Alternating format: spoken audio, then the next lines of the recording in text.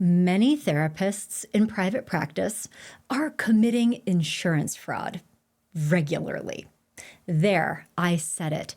That is a dirty little secret in my profession, mental health profession, therapy profession, that we don't really talk about, but is a significant issue. And today we're diving into this. Therapists, you might feel a little bit uncomfortable during our conversation today, but also I hope that this will help you shine a light on your own practices, understand what is going on in our industry, and I think too come away not feeling shamed, but hopefully seen and understood, because there are very real systemic forces that are leading therapists to engage in these type of practices. Most importantly, though, I hope that by the end of our time together today, you have some new insight, new clarity, and ideas for how to do things a little bit differently. That will be of great benefit to many of your clients, but also will help you run your practice a little bit differently so that you are staying on the right side of everything ethically, including insurance billing. If this is your first time joining me today, I'm so glad you have found me. I am Dr. Lisa Marie Bobby. Like you, I'm a therapist. I am a licensed marriage and family therapist, a licensed psychologist. I am also a proud board-certified coach and therapist educator, and I am also a AAMFT certified clinical supervisor. And I just wanted to share some of that to let you know I've been in this field for a while. I've run both a solo private practice and a group private practice for a long time. And I've worked with so many different clinicians over the years, either supervisees or students or mentees, and have come to understand that there are things going on in our profession that are these little secrets that therapists don't talk about, but that are truly problematic. And so here's the thing. And if you're a therapist in private practice, you've probably found yourself in this situation. I know that I have many times, and I will tell you, particularly earlier in my career, I didn't know really how to handle this either. But here's a situation. As therapists, we often get approached by prospective clients who want to work with us, and they are wonderful. They reach out, they are self-aware, they are motivated, growth-oriented, they are high-functioning, and they're ready to do some meaningful personal growth work. Maybe they want to improve their relationships, develop better communication skills, work through career transitions. It could be all kinds of things. And most therapists love working with clients like these. Truly, they're not clinical clients, but they're so much fun, right? But then we start talking to these people, and oftentimes in the first session, they're like, but do you take my insurance? Because they have health insurance benefits that they would like to use, and honestly, who can blame them? But also the general public has in their mind that therapy is covered by insurance because therapy is healthcare. And here's the problem. Psychotherapy can be healthcare. It is a system of treating psychiatric conditions. It is behavioral healthcare when we are diagnosing and then treating a mental health condition. But that's not what is going on with this client. This client is a fundamentally healthy person with no psychiatric symptoms that meet criteria for a DSM mental health condition. And this person wants to talk to you in order to figure themselves out, grow, make some positive changes in their life. And so this is where it gets sticky, because you want to help them. right? And you can help them. You know you could make a difference in their life. And so you find yourself thinking, how are we going to thread this needle, right? You want to work with this client, they want to work with you, but the sticking point is they want insurance to pay for it. And in their mind, insurance should pay for therapy. And you love working with these growth-oriented clients, but in order to do that, particularly if you have a private practice that is largely built around a third-party payer medical model, what you gonna do? A lot of therapists fudge it. They do. They will fill out their, what is it, CMS 1500 form with their CPT code. We are providing treatment for, and then they put in their diagnosis code. Then we're just going to call this adjustment disorder with mixed anxiety and depression, because this client told me that sometimes they feel sad, discouraged, they really don't like their job, they don't know if they want to stay in this career, and they feel a little bit apprehensive about what they're going to do differently. So yeah, that's a diagnosis, right? So this is problematic. It really is. And you know where it really, really gets me is when I hear about therapists doing this with couples. And as a marriage and family therapist, I will tell you that there is a huge difference in what happens in family therapy that is intended to diagnose and treat the psychiatric condition of the identified patient, right? And think about it, we need to identify that patient in order to have health insurance pay for family therapy or individual therapy with a family member present, because there's an identified patient. And that's why we're here, is to treat this person's trauma or depression or whatever it is. And there is a place in the world for systemic therapy to do that. It's very valuable, very important work. And also, just for the record, if somebody does have a mental health condition, healthcare should pay for it. This is a good thing. It is actually treatment. But particularly when therapists try to thread this needle in order to get health insurance to pay for couples counseling sessions that are, by the way, not designed to be treatment for anything. The whole reason that couple is there is to improve their communication, get into alignment about how they're operating their shared lives together, improve emotional and sexual intimacy. That's why people are here. And none of that is mental health treatment. There is no identified patient in this story. This is a couple coming together to improve their relationship. And the other thing is that when a therapist makes one person in that couple the identified patient, and then also starts submitting insurance claims saying that, the other piece of insurance claims, it's not just what you put on that form.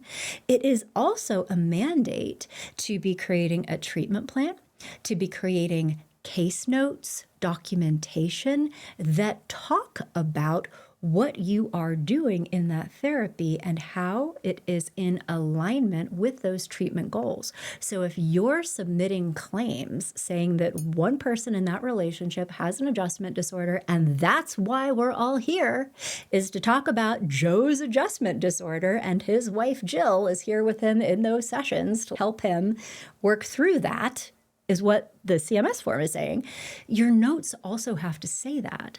And so if you are making claims in insurance forms, but your case notes are saying that the content of your sessions and what we're doing is to help them develop more emotionally safe communication, get into alignment around who does what around the house, get into alignment around finances, really helping them develop unity and cohesion as a couple.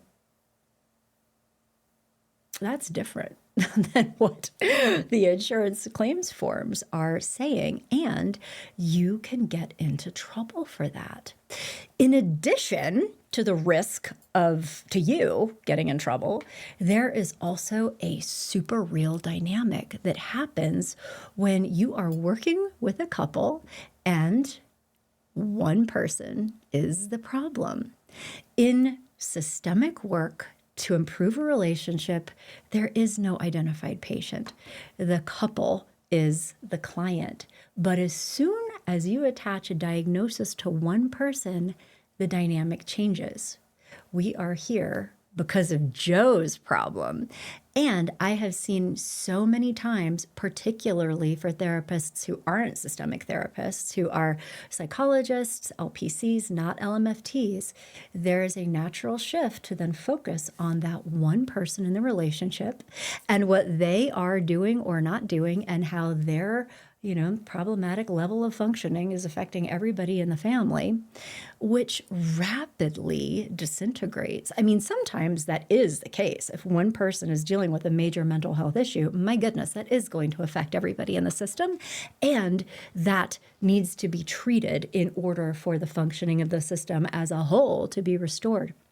But when clinicians start fabricating psychiatric diagnoses in order to get paid, particularly in the context of couples counseling, it creates adverse consequences for that couple. That couple does not even realize they are signing up for. Specifically, it makes changing the relationship in positive ways much more difficult to do when the therapist is essentially seeding a narrative that it's really one person's fault, as opposed to taking a look at how the system is doing this together.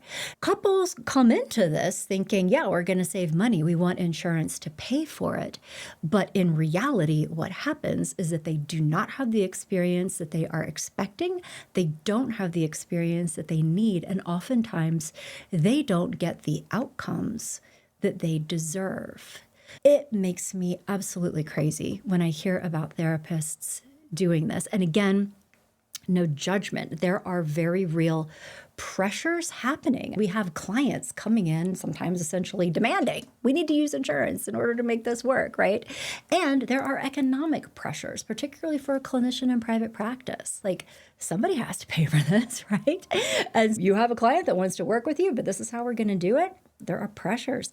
But I think what gets me the most is how common this practice is and how cavalier many clinicians are, and also clinicians in leadership positions. True story. When I did my AAMFT approved clinical supervisor training, this is a pretty robust training, right? And it is taught by senior of MFT supervisors, many years of experience. They serve the supervision, mentorship, right? And the whole point of that program is to train ethical, effective clinical MFT supervisors to go out into the world in order to shape, develop, support a new generation of marriage and family therapists. And I will never forget being in one of these classes with actually a couple of other colleagues in my practice, Growing Self, but we all had that like moment where we looked at each other and we're like, wait, did she just say this? Because somebody brought it up. What do you do when, you have couples who are coming in, they are dealing with non-clinical issues, they're here to improve their communication and they want to use their insurance? And she was just like, adjustment disorder, just like everybody does. I could have lost it. And, looking back, I probably should have said something, but in that moment, I was very aware of a power differential in that situation. I was a student. This person was going to be not just reading, but grading my required paper. And she was going to be signing off on that certificate that I needed in order to obtain this credential that I really wanted, needed, was working hard for, was paying a lot of money for. And so to be in a situation where, what am I going to do? Am I going to embarrass her publicly? Am I going to say, that's really unethical? I can't believe you do that in front of a class of a lot of other people? No. And so I didn't say anything, but internally I was like, this is not okay. And this woman is not just doing this with clients. She is training clinical supervisors to do this. And what does that do to the integrity of our profession?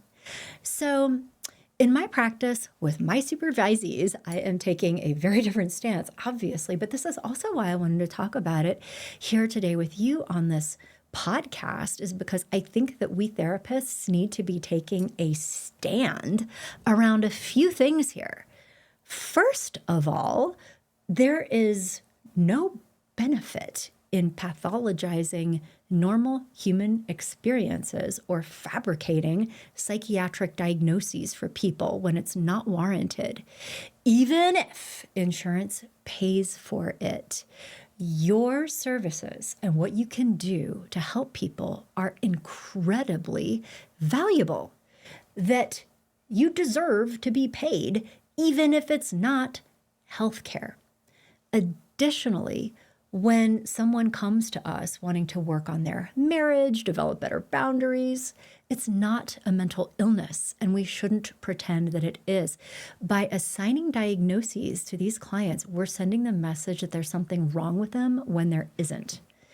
I see this happen all the time for very common presenting issues. I mean, somebody going through a breakup, somebody who is unhappy with their job, somebody who is trying to figure out what they want to do with their lives, so many different things, or just like improving relationship skills. And we need to be able to have clarity around the fact that is not healthcare. It's also, I think, important to remember that we are putting diagnoses in people's permanent medical records, and that has the potential of having implications for their future. Things like life insurance applications, sometimes to employment opportunities. And I think in the moment, clients don't always think about this. They're like, but I want insurance to pay for it.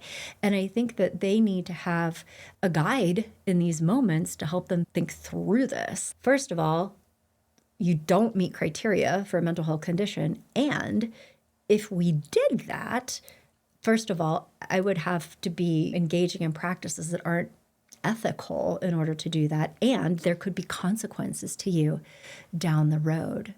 So there are many challenges when it comes to fudging insurance to make it work for personal growth work, professional growth work, relational work.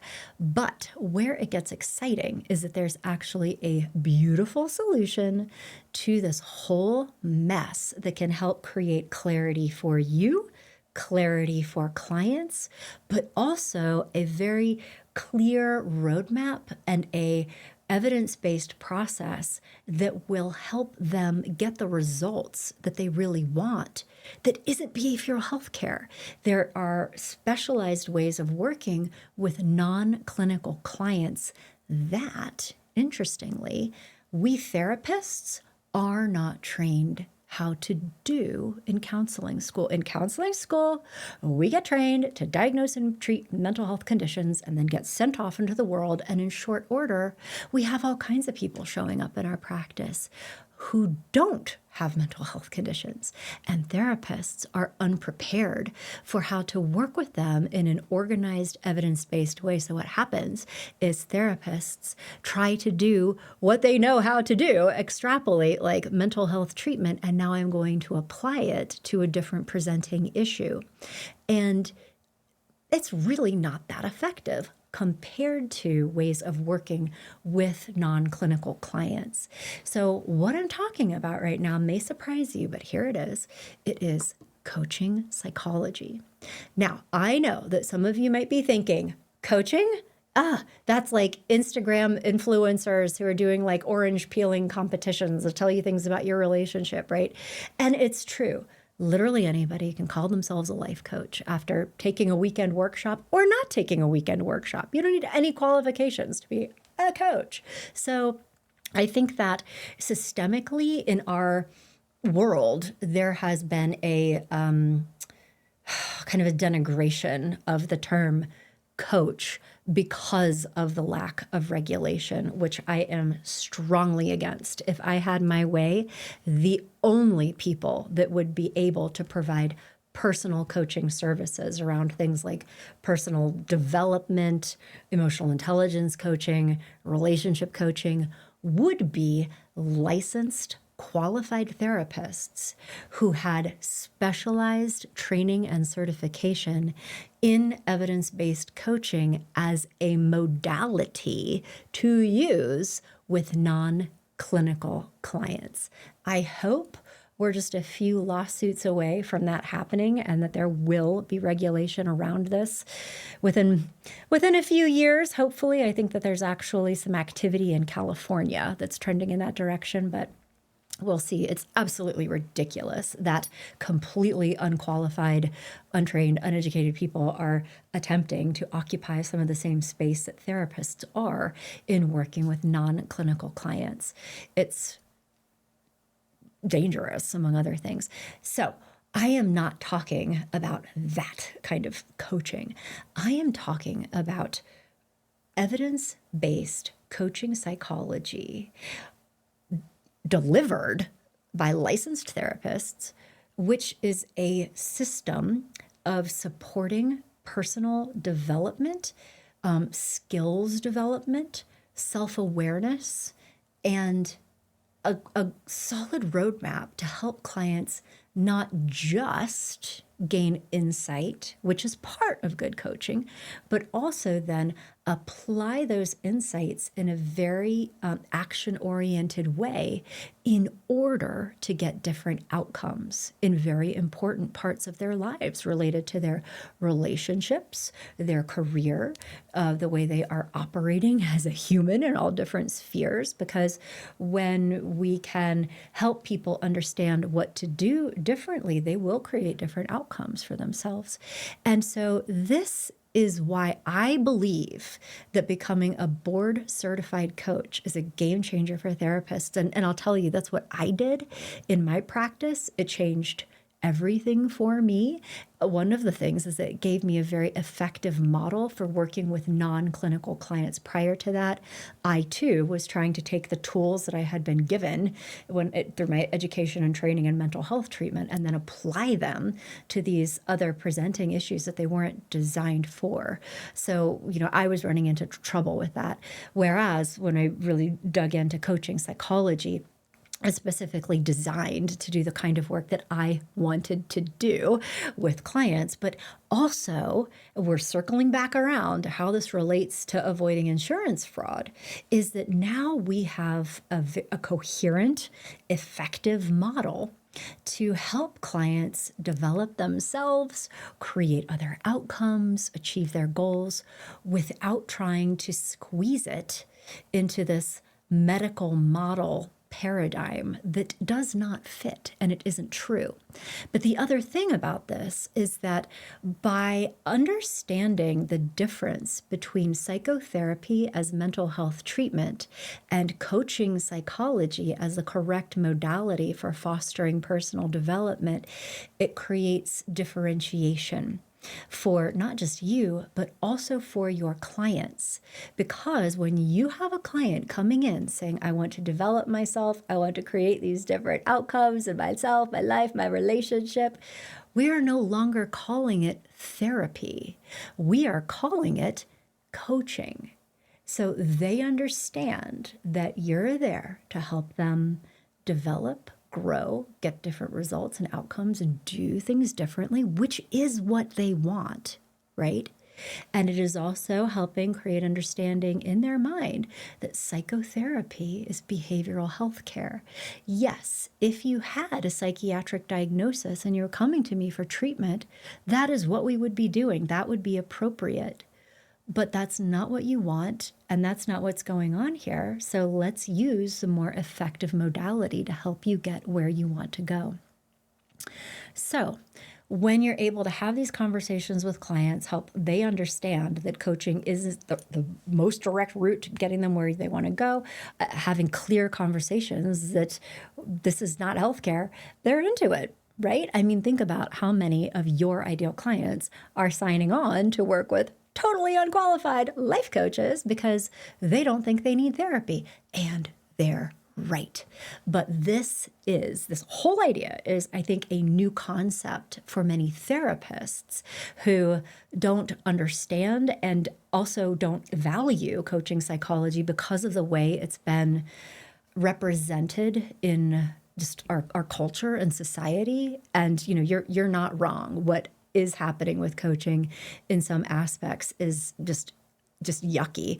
But the other thing that's true is that in the hands of a qualified therapist who is credentialed as a coach, who isn't just calling themselves a coach, by the way, because therapists who are just like calling themselves coaches without actually learning the process of evidence-based coaching psychology, which is quite different from therapy, also can run into a heap of trouble for a variety of reasons. And so, I have a lot to say about that too. But in the hands of a qualified therapist who has done the work, developed coaching-specific competencies, is appropriately credentialed to provide coaching, it is rocket fuel.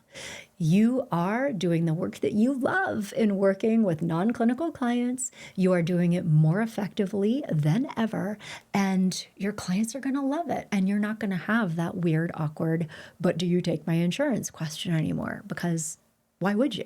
This is coaching. So I hope that this helps. And also, I have so many free resources for you because I am such an advocate of educating therapists on this whole world of how to help clients that none of us were taught. I believe that we need to reclaim this space in our profession. Therapists are being asked to do this kind of work, so let's do it well. I have free resources for you. You can come to my website, growingself.com, come to the main nav and find the For Therapists section.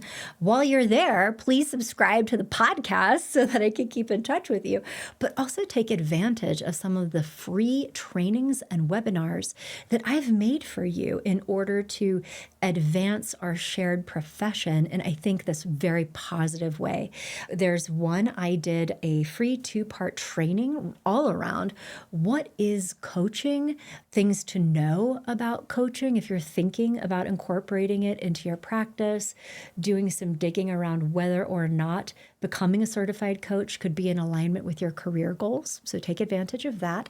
And then I have another one that I'm really excited about, which is talking about the things that therapists don't know about coaching. Typically, there are 4 things that therapists don't know about coaching, but that are real game changers for them when they do understand it.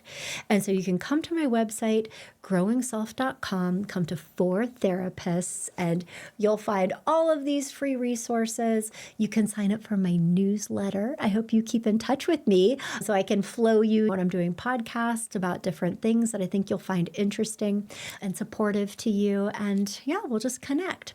So thank you so much for listening to this today. I hope it was helpful for you. And also, I sincerely hope that if you, like many therapists, have been liberal with psychiatric diagnoses as a way to make all this work, I understand that. I have compassion for it. And I think that it is an artifact of trying to fit ourselves into the mold of an existing healthcare system that does not fully represent all of the things that therapists do.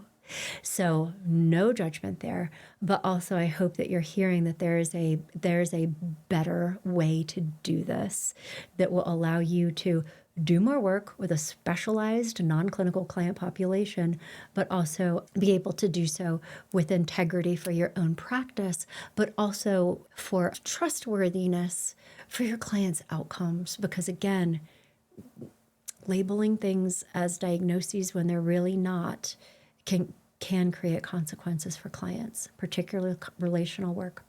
Okay, you guys, that's all for today. Thank you so much for spending this time with me. Again, you'll find all of the free resources and trainings that I put together for you on my website, growingself.com. And I will be back in touch next week. Take care.